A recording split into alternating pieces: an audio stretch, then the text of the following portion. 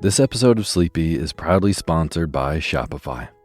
If you're listening to this show, and you're like me, you really prioritize a healthy lifestyle. You go out of your way to streamline your day-to-day, your money, your exercise, your morning habits. Also, you can be lucid and just get to the business of living your life. And if you actually have a business, Shopify is one of those tools that after you have it, you cannot imagine life without it. It is the business behind the business, and it simply helps you run your life more smoothly.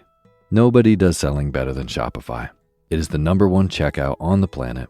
Their Shop Pay features boost conversions to 50%, meaning way less left in the cart and more sales for you. And it's a perfect partner no matter what stage your business is in. Businesses that sell more, sell on Shopify. So upgrade your business and get the same checkout as some of the most successful companies in the world. Sign up for your $1 per month trial period at shopify.com/Otis, all lowercase. Go to shopify.com/OTIS to upgrade your selling today. Shopify.com/Otis.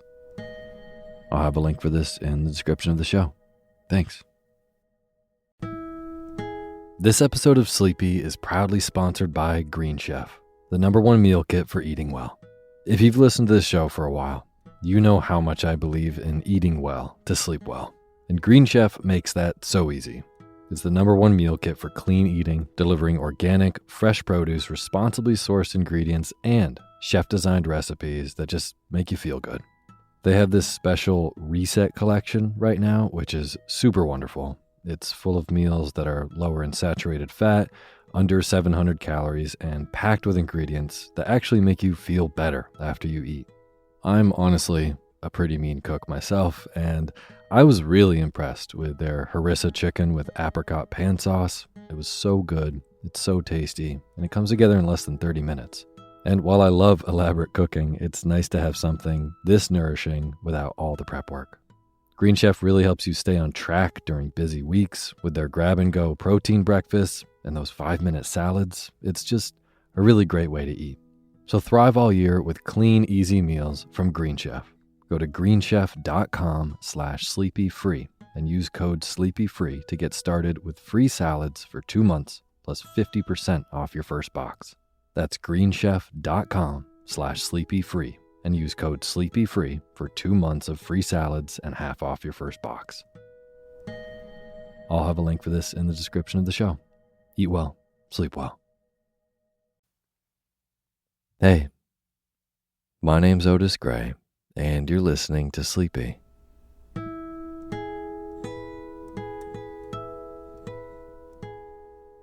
A podcast where I read old books to help you get to sleep.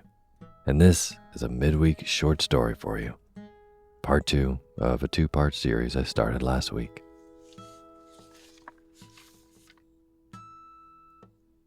Tonight, I'm going to be finishing a short story I started 1 week ago, this past Wednesday. It's a Arthur Conan Doyle Sherlock Holmes story, and it is as wonderfully gripping as all Sherlock Holmes stories are. And before we get to the bedtime reading, I just want to profoundly thank all of our patrons on patreon.com, which is a website where you can go and pledge a couple bucks for an ad-free version of Sleepy.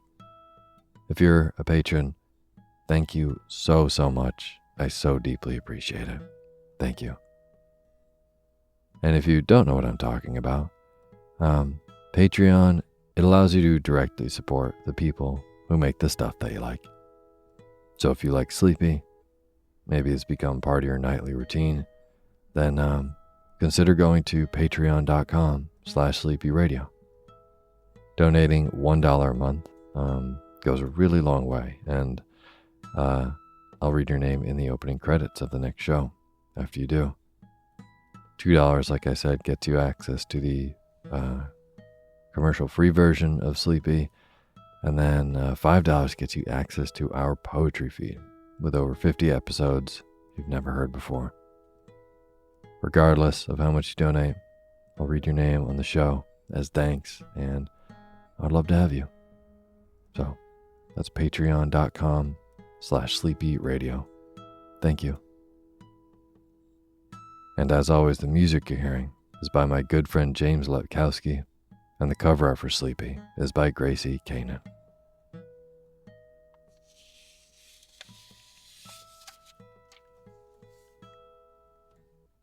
At this point, I have read quite a bit of Arthur Conan Doyle on the Sleepy podcast over the years. But never have I divided a story over 2 different episodes, start to finish. And this just happens to be one of his short stories, and it is a 2-parter, The Adventure of the Red Circle.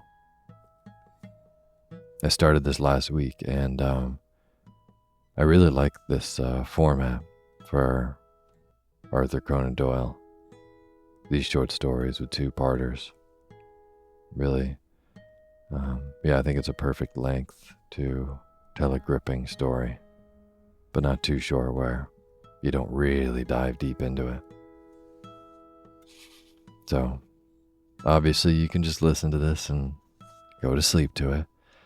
But if you'd like to hear the whole story, and you haven't yet, then you can go to last week's show, which was released on the 3rd, I believe, last Wednesday. The Adventure of the Red Circle, Part 1. You can listen to that, and then if you somehow stayed up and listened to the whole thing, then you can continue with Part 2 here. So, without further ado, this is Part 2 of The Adventure of the Red Circle, a Sherlock Holmes short story by Sir Arthur Conan Doyle. And now is the time for you to fluff up your pillow just how you like it. Feel yourself melt into your bed. Get real comfortable. Close your eyes. And let me read to you.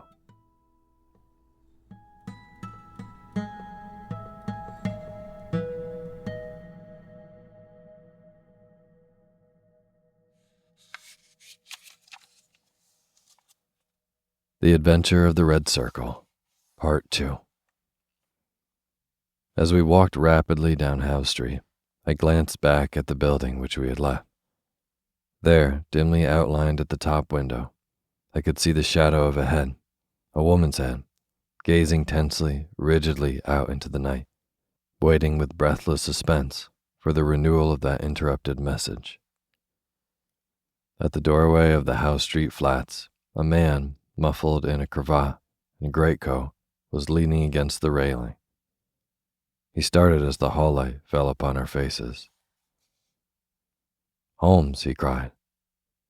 "Why, Gregson," said my companion as he shook hands with the Scotland Yard detective. "Journeys end with lovers' meetings. What brings you here?" "The same reasons that bring you, I expect," said Gregson. "How you got onto it, I can't imagine." "Different threads, but leading up to the same tangle. I've been taking the signals." "Signals?" "Yes, from that window. They broke off in the middle. We came over to see the reason, but since it is safe in your hands, I see no object in continuing this business." "Wait a bit," cried Gregson eagerly.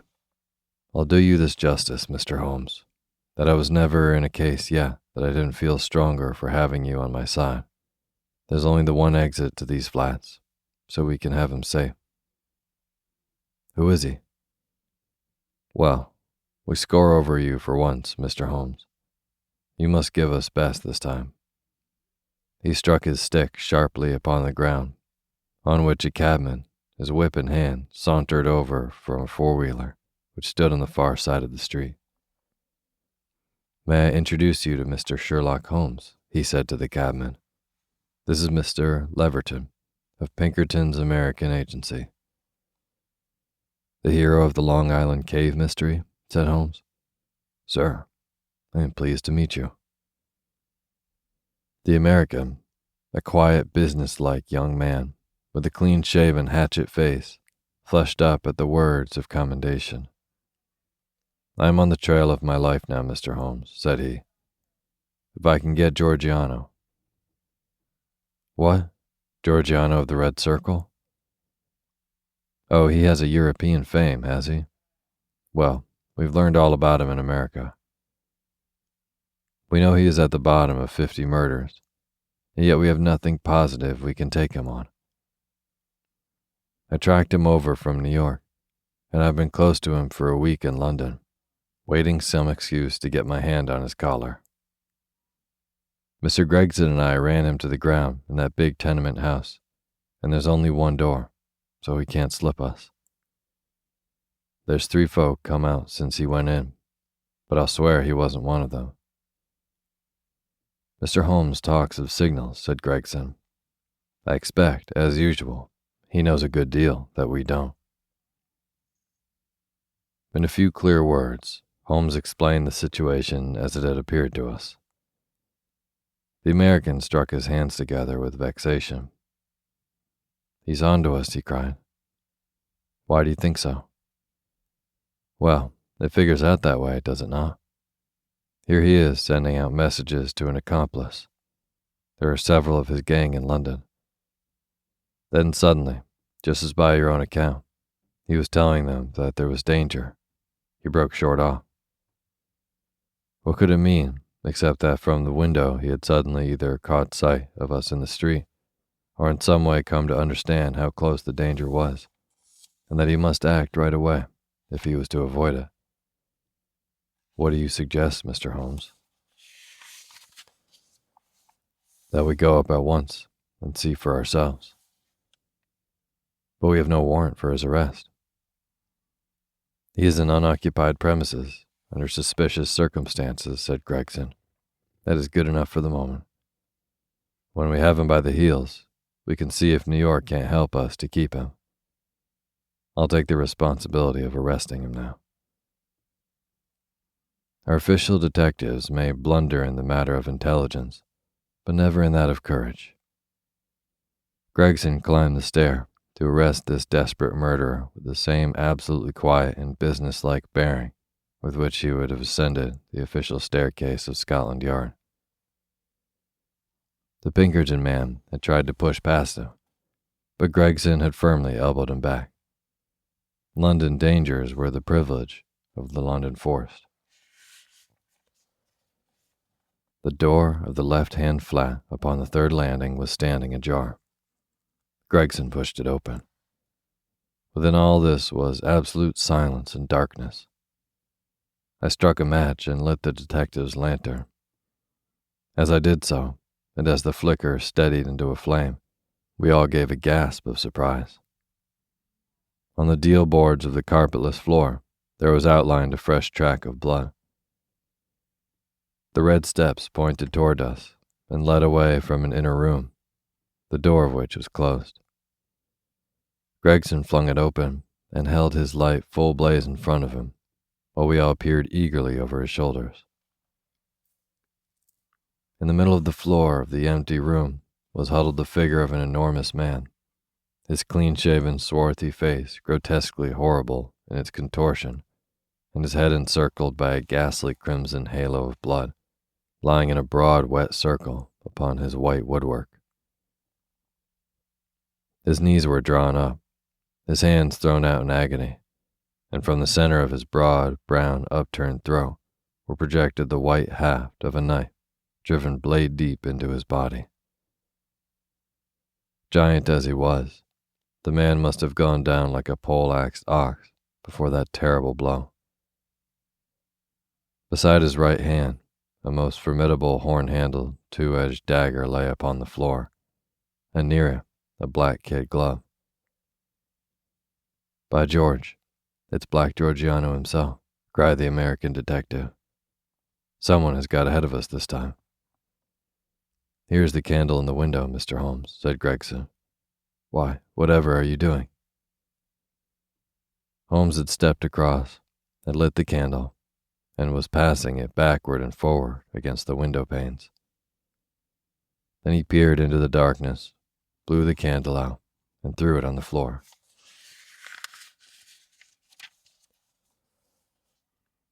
I rather think that will be helpful, said he. He came over and stood in deep thought while the 2 professionals were examining the body. You say that 3 people came out from the flat while you were waiting downstairs, said he at last. Did you observe them closely? Yes, I did. Was there a fellow about 30, of middle size? Yes, he was the last to pass me. That is your man, I fancy. I can give you his description, and we have a very excellent outline of his footmark. That should be enough for you. Not much, Mr. Holmes, among the millions of London. Perhaps not.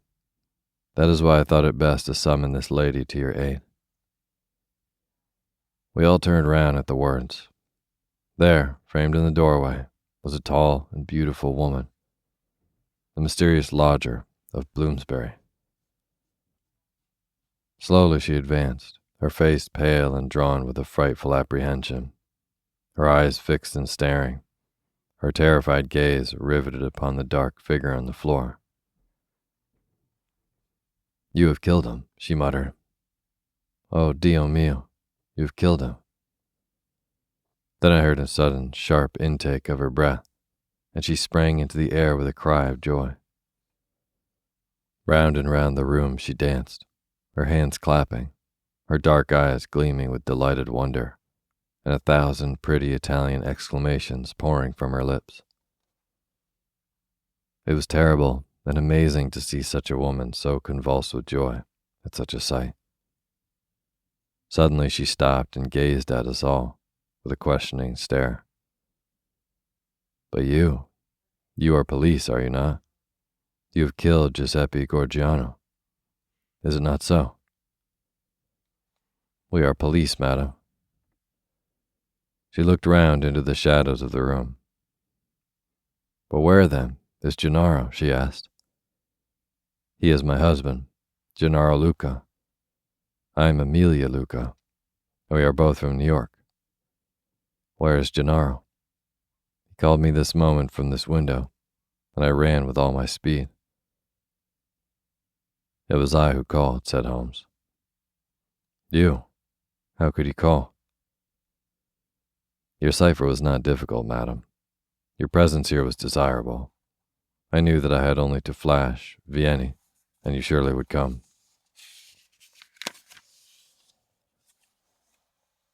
The beautiful Italian looked with awe at my companion. I do not understand how you know these things, she said. Giuseppe Gorgiano. How did he? She paused, and then suddenly her face lit up with pride and delight. Now I see it.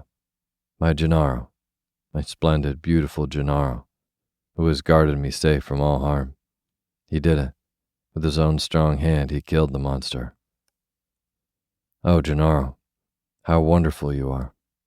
What woman could ever be worthy of such a man? Well, Mrs. Luca, said the prosaic Gregson, laying his hand upon the lady's sleeve with as little sentiment as if she were a Notting Hill hooligan. I am not very clear yet who you are, or what you are, but you've said enough to make it very clear that we shall want you at the yard. One moment, Gregson, said Holmes. I rather fancy that this lady may be as anxious to give us information as we can be to get it. You'll understand, madame, that your husband will be arrested and tried for the death of the man who lies before us. What you say may be used in evidence, but if you think that he has acted from motives which are not criminal, and which he would wish to have known, then you cannot serve him better than by telling us the whole story. Now that Gorgiano is dead, we fear nothing, said the lady. He was a devil and a monster, and there can be no judge in the world who would punish my husband for having killed him. In that case, said Holmes, my suggestion is that we lock this door, leave things as we found them, go with this lady to a room and form our own opinion after we have heard what it is she has to say to us. Half an hour later, we were seated, all four in the small sitting room of Signora Luca, listening to her remarkable narrative of those sinister events, the ending of which we had chanced to witness. She spoke in rapid and fluent but very unconventional English, which for the sake of clearness I will make grammatical. I was born in Posillipo, near Naples, said she, and was the daughter of Augusto Borelli, who was the chief lawyer and once the deputy of that part. Gennaro was in my father's employment, and I came to love him, as any woman must. He had neither money nor position, nothing but his beauty and strength and energy, so my father forbade the match. We fled together, were married at Bari, and sold my jewels to gain the money which would take us to America. This was 4 years ago, and we have been in New York ever since. Fortune was very good to us at first. Gennaro was able to do a service to an Italian gentleman. He saved him from some ruffians in the place called the Bowery, and so made a powerful friend. His name was Tito Castellotti, and he was the senior partner of the great firm of Castellotti and Zamba, who were the chief fruit importers of New York. Signor Zamba is an invalid, and our new friend Castellotti has all the power within the firm, which employs more than 300 men. He took my husband into his employment, made him head of a department, and showed his goodwill towards him in every way. Signor Castellotti was a bachelor, and I believe that he felt as if Gennaro was his son, and both my husband and I loved him as if he were our father. We had taken and furnished a little house in Brooklyn, and our whole future seemed assured when that black cloud appeared, which was soon to overspread our sky. One night, when Gennaro returned from his work, he brought a fellow countryman back with him. His name was Giorgiano, and he had come also from Posillipo. He was a huge man, as you can testify, for you have looked upon his corpse. Not only was his body that of a giant, but everything about him was grotesque, gigantic, and terrifying. His voice was like thunder in our little house. There was scarce room for the whirl of his great arms as he talked. His thoughts, his emotions, his passions, all were exaggerated and monstrous. He talked, or rather roared, with such energy that others could but sit and listen, cowed with the mighty stream of words. His eyes blazed at you and held you at his mercy. He was a terrible and wonderful man. I thank God that he is dead. He came again and again, yet I was aware that Gennaro was no more happy than I was in his presence. My poor husband would sit pale and listless, listening to the endless raving upon politics and upon social questions which made up for visitors' conversation. Gennaro said nothing, but I, who knew him so well, could read in his face some emotion which I had never seen there before. At first, I thought that it was dislike, and then gradually I understood that it was more than dislike. It was fear, a deep, secret, shrinking fear.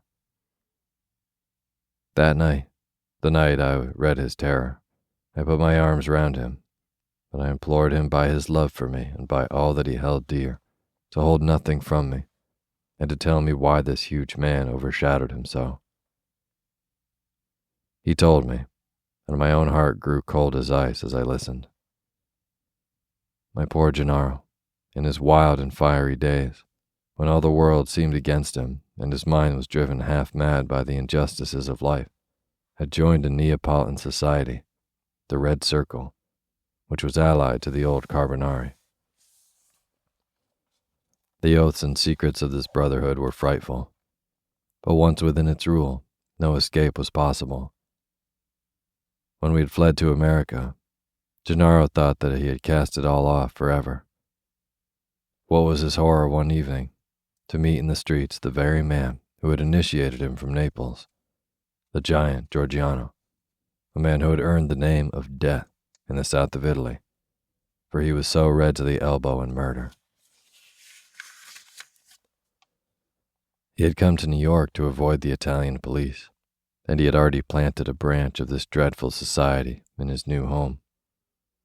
All this Gennaro told me, and showed me a summons which he had received that very day, a red circle drawn upon the head of it, telling him that a lodge would be held upon a certain date, and that his presence at it is required and ordered. That was bad enough, but worse was to come. I had noticed for some time that when Giorgiano came to us, as he constantly did in the evening, he spoke much to me.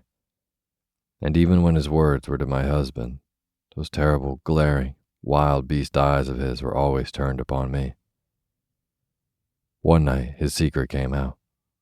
I had awakened what he had called love within him, the love of a brute, a savage. Gennaro had not yet returned when he came. He pushed his way in, seized me in his mighty arms, hugged me in his bear's embrace, covered me with kisses, and implored me to come away with him. I was struggling and screaming when Gennaro entered and attacked him. He struck Gennaro senseless and fled from the house which he was never more to enter. It was a deadly enemy that we made that night. A few days later came the meeting. Gennaro returned with a face which told me something dreadful had occurred. It was worse than we could have imagined possible. The funds of the society were raised by blackmailing rich Italians and threatening them with violence should they refuse the money. It seems that Castellote, our dear friend and benefactor, had been approached. He had refused to yield to threats, and he had handed the notices to the police. It was resolved now that such an example should be made of them as would prevent any other victim from rebelling. At the meeting, it was arranged that he and his house should be blown up with dynamite. There was a drawing of lots as to who should carry out the deed. Gennaro saw our enemy's cruel face, smiling at him as he dipped his hand in the bag. No doubt it had been prearranged in some fashion, for it was the fatal disc with the red circle upon it, the mandate for murder which lay upon his palm. He was to kill his best friend, or he was to expose himself and me to the vengeance of his comrades. It was part of their fiendish system to punish those whom they feared or hated by not only injuring their own persons, but those whom they loved, and it was the knowledge of this which hung as a terror over my poor Gennaro's head and drove him nearly crazy with apprehension. All that night we sat together, our arms round each other, each strengthening each for the troubles that lay before us. The very next evening had been fixed for the attempt. By midday, my husband and I were on our way to London, but not before he had given our benefactor full warning of this danger, and had also left such information for the police as would safeguard his life for the future. The rest, gentlemen, you know for yourselves. We were sure that our enemies would be behind us, like our own shadows. Giorgiano had his private reasons for vengeance, but in any case, we knew how ruthless, cunning, and untiring he could be. Both Italy and America are full of stories of his dreadful powers. If ever they were exerted, it would be now. My darling made use of a few clear days which our start had given us in arranging for a refuge for me in such a fashion that no possible danger could reach me. For his own part, he wished to be free, that he might communicate both with the American and with the Italian police. I do not myself know where he lived or how. All that I learned was through the columns of a newspaper. But once as I looked through my window, I saw 2 Italians watching the house, and I understood that in some way Giorgiano had found our retreat. Finally, Gennaro told me, through the paper, that he would signal to me from a certain window, and when the signals came, there were nothing but warnings, which were suddenly interrupted.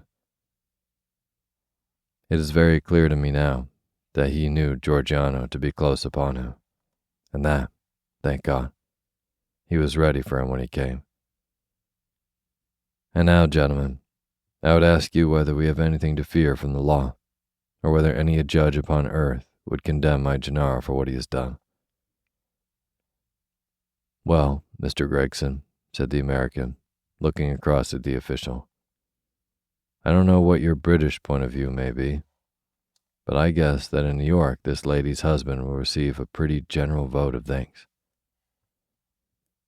She'll have to come with me and see the chief, Gregson answered. If what she says is corroborated, I do not think she or her husband has much to fear. But what I can't make heads or tails of, Mr. Holmes, is how on earth you got yourself mixed up in the matter. Education, Gregson, education. Still seeking knowledge at the old university. Well, Watson, you have one more specimen of the tragic and grotesque to add to your collection. By the way, it is not 8 o'clock, and a Wagner night at Covent Garden. If we hurry, we might be in time for the second act.